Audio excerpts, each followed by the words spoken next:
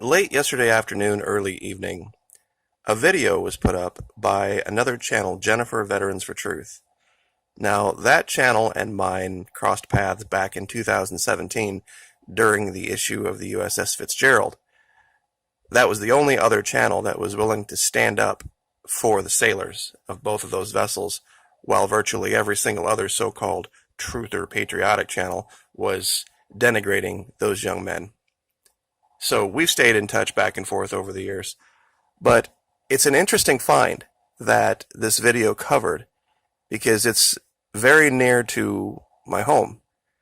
And I've looked at this and really don't have any other good explanation other than hers that we might be seeing some cloaked craft.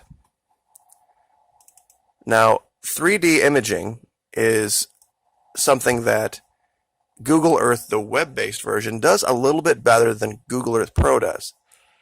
Now, here is her find, right here.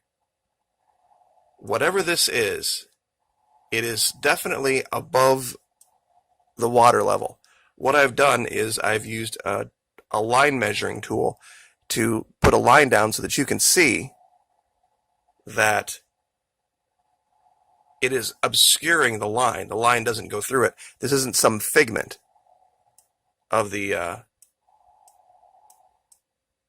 imaging. Here you can kind of see somewhat through it. It's opaque, which actually lends more to that explanation of it being a cloaked craft. Now, radar imaging not being perfect, I don't think whatever the craft is this exact shape. I just think this is how the return came back. Now, there are two more in a line directly south. And this one, this second one, actually proves it even more. This one is a much cleaner image, and you can see the shadow being cast by this. Whatever this is, it is above the ground and not attached to the ground. And I can't think of any other possible realistic explanation for what this is. Other than perhaps, we have Patrick Air Force Base south of us, we have Mayport north of us, we have Naval Air Station Jacksonville north of us. We have some high-level military assets here in Florida. This would be an excellent place to test this. Because this is a somewhat abandoned stretch of the Matanzas River. And out here in the river, you can see some things and you can identify them. In her video, she was kind of unsure, and that's perfectly fine. You wouldn't know unless you lived here. This, more than likely, right here is a dolphin. And over here, closer to it, is what looks like a pair of manatees. Because they're everywhere out there. So you have this one, and weirdly enough, when I measured it, and let me clear this out so I can try to measure the thing for you, it won't allow me to actually measure it because you can see if I draw a line, it draws it on the actual surface, not above the surface. But I'm going to try to approximate using 2D, and if we start here and stop here, we get about 6 meters. Yeah, that's up there in the corner. Which is about, in feet, about 20 feet. Now, what makes that strange is if you go back to the USS Nimitz incident. Remember the tic-tac craft that those FA-18s chased? Pardon me. Here is the description from the pilots themselves. When the jet fighters arrived on site, the crew of 4 saw nothing in the air nor on their radar. On Princeton's radar, a ship in the region, it was noticed that the object had now dropped from 28,000 feet to near sea level in less than a second. And when we look at those odd returns on Google Earth, the web-based version, they are very near sea level. Less than a second. As the pilots looked down at the sea, they noticed a turbulent oval area of churning water with foam and frothy waves, the size of a Boeing 737, with a smoother area of lighter color at the center, as if the waves were breaking over something just under the surface. A few seconds later, they noticed an unusual object hovering with erratic movements about 50 feet, 15 meters above the churning water. Both Fravor and Slate, the two pilots, later described the object as a large bright white tic-tac, 30 to 46 feet long, 9 to 14 meters. No windshield, porthole, wing or empennage, no visible engine or exhaust plume. So this particular one right here is a little bit smaller than what they described, but not much. But the third one, this was the first one. Here was the second one. And just eyeball, it's about the same size. But with this one, it looks a lot more like a craft. It really does. The radar wraparound on this is near. You've got the nose here.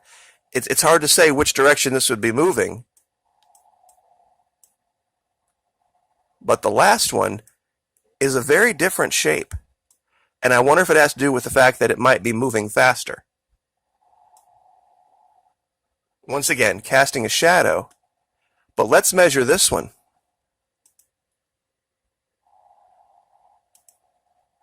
Once again, you can't see the line because it's underneath it.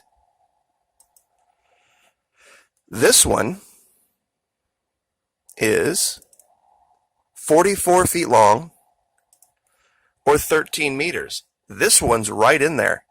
That's right in the envelope described by those Navy pilots. And once again, out in the water, you can see identifiable things. Once again, I think this is a dolphin, just based on size and shape. And that's not uncommon out here. They're everywhere in this section of the river. This area is quite a way south of St. Augustine.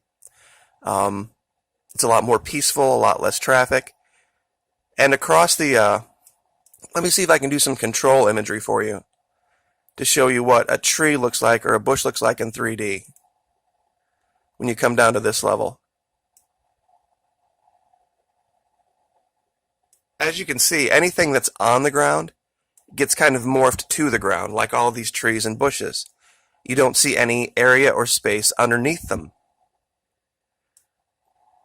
Unlike these craft, where it's very, very clear that there is space underneath them. And every time I measure, it clicks back to 2D. I'll click this back to 3D for you real quick.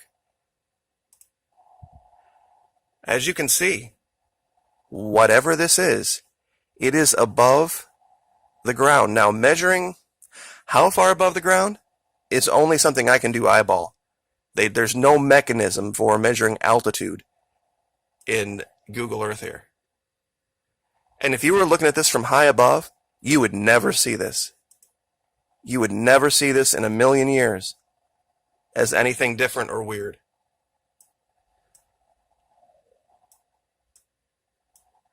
I mean, here's the first one right here. It just looks like a dark spot, you know, in the sand until you get right down, I mean, right on top of it. And then click over the 3D imagery. You wouldn't have a prayer of locking onto this with any kind of a heat sensing weapon. That's for sure. And, you know, I'm not sure whether this is alien or whether this is ours. Because, you know, we've seen this out of Canada, where they have this, they call it an invisibility shield. You know, just because you can't see them doesn't mean they're protected. You know, someone behind this shield would still be vulnerable to ballistic weapons. You know, if you saw something, a kind of weird, oh, I don't know, remember back in the movie Predator? The first one in 87, when he would disappear, there would be this kind of foggy area, this out of focus area wherever he was standing. You know, if you just took your chance and decided to fire at that, I mean, it would have been the end of the Predator, and it was, you know, would be the end of whoever tried to use this as that type of a protection. But if you were using heat technology, like down here in the lower right, a heat sensing missile, then it would lose lock. If this is truly the case, if this is really what happens, that there's no heat that goes through. But, if it's a heat seeker, the imagery wouldn't matter. It wouldn't care what it's looking like. It's just looking for a heat signature. So just showing different incarnations of this. It's all over the place. So, honestly, I have no other earthly explanation for this. It's not a boat for sure. It's not a tree. It's not a wave. And I've looked all over to see if I can find other events like this, but just these three. And I'll give you the coordinates. And like I said, because this is a 3D event here, you'll have to use Google Earth, the web-based version. Like, share, subscribe.